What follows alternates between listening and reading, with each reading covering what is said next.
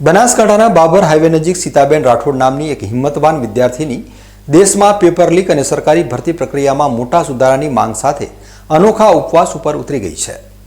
દિલ્હીના જંતર મંતર ઉપર અનશન કરી રહેલા જાણીતા પર્યાવરણવિદ સોનમ વાંગચુકને સમર્થન આપવા માટે આ યુવતી હાથમાં બેનરો લઈને જાહેર રસ્તા ઉપર ધરણા ઉપર બેસી જતા સમગ્ર પંથકમાં ભારે ચર્ચા જાગી છે। દેશમાં જ્યારે પણ સરકારી ભરતીઓ બહાર પડે છે ત્યારે પેપર લીક થવાની ઘટનાઓથી લાખો યુવાનોનું ભવિષ્ય અંધકારમાં ધકેલાઈ જાય છે। આવી જ ખામીયુક્ત સરકારી ભરતી પ્રણાલી અને પેપર લીકની ગંભીર સમસ્યાઓ સામે હવે બનાસકાંઠાની દીકરીઓએ પણ ન્યાયની લડત આદરી છે।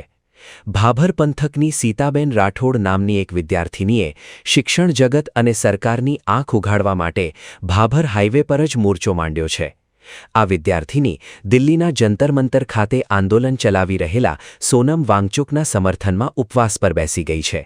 યુવતીનું કહેવું છે કે તેની આર્થિક પરિસ્થિતિ એટલી સક્ષમ નથી કે તે છેક દિલ્હી સુધી જઈને આંદોલનમાં પ્રત્યક્ષ જોડાઈ શકે, એટલે તેણે પોતાના વતનમાં જ લોકજાગૃતિ લાવવા માટે આ અનોખો રસ્તો અપનાવ્યો છે। ભાભરના વ્યસ્ત જાહેર હાઈવે નજીક આ યુવતી હાથમાં વિવિધ જાગૃતિના બેનરો અને પ્લેકાર્ડ્સ લઈને ધરણા પર બેસી ગઈ છે। હાઈવે પરથી પસાર થતા સેંકડો વાહન ચાલકો અને સ્થાનિક લોકો આ દ્રશ્ય જોઈને આશ્ચર્યચકિત થઈ ગયા હતા અને વિદ્યાર્થિનીના જુસ્સાને જોવા માટે ઘટના સ્થળે મોટી સંખ્યામાં લોકોના ટોળા એકઠા થઈ ગયા હતા। એક સામાન્ય પરિવારની દીકરી જ્યારે પોતાના હક અને દેશના કરોડો વિદ્યાર્થીઓના ભવિષ્ય માટે આ રીતે રસ્તા પર ઉતરીને અન્ન જળનો ત્યાગ કરે ત્યારે સિસ્ટમ સામે અનેક મોટા સવાલો ઊભા થાય છે। સીતાબેન રાઠોડનો આ પ્રયાસ માત્ર વિરોધ પૂરતો મર્યાદિત નથી, પરંતુ તે હાઈવે પરથી પસાર થતા દરેક નાગરિકને જગાડવાનો એક સબળ પ્રયાસ કરી રહી છે કે જો અત્યારે અવાજ નહીં ઉઠાવીએ તો આવનારી પેઢીનું ભવિષ્ય ધૂંધળું થઈ જશે। બસ સરકાર અમારી માંગે પૂરી કરે। શું માંગ છે તમારી? જે બાળકોના જે આપણે એક્ઝામ આપી છે પેપર લીક થાય, જે પૈસાવાળા છે પૈસા આપીને નોકરીએ લાગી જાય છે, તો અમે જેવું ગરીબ લોકોનું શું, અમે કેવી રીતે નોકરી મેળવીશું? અમારી તૈયારી જે કરેલી તો વ્યર્થ જશે। વારંવાર આવું થઈ છે તો એ બાબતે તમારું શું કહેવું? સિસ્ટમમાં બદલાવ લાવે, જે આ ખરાબ સિસ્ટમ છે આમાં બદલાવ લાવે। તમારા એકના બેસવાથી સિસ્ટમમાં બદલાવ આવી જશે?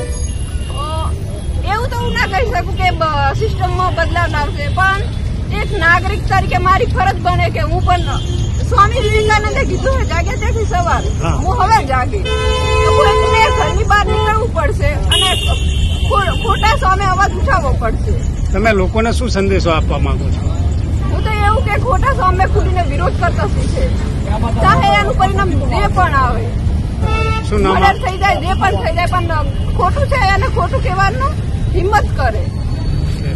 વિદ્યાર્થીઓને શું સંદેશ આપવા માંગો છો? તમે એકલા હાલ બેઠા છો તો બીજા વિદ્યાર્થીઓને એટલું કહેવા માંગીશ કે તમે પણ જોડાઓ અને તમારી સાથે જે થઈ રહ્યું છે એને ખુલીને વિરોધ કરો।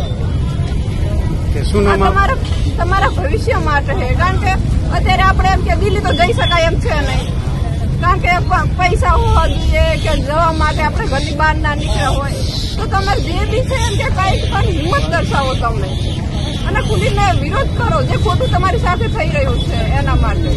એક નાનકડા વિસ્તારમાંથી ઉઠેલો આ અવાજ ભલે અત્યારે નાનો લાગતો હોય, પણ શિક્ષણ વ્યવસ્થામાં સડો અનુભવી રહેલા લાખો બેરોજગાર યુવાનોની વેદનાને આ દીકરીએ વાચા આપી છે। હવે જોવાનું એ રહે છે કે હાઈવે પર ઉપવાસ પર બેઠેલી આ વિદ્યાર્થિનીની આ ગંભીર માંગણીઓ સ્થાનિક પ્રશાસન અને સરકારના કાન સુધી પહોંચે છે કે પછી દર વખતની જેમ આ આક્રોશ પણ માત્ર ચર્ચાનો વિષય બનીને રહી જાય છે। Gangaram Thakur, BK news channel, Bhabhar.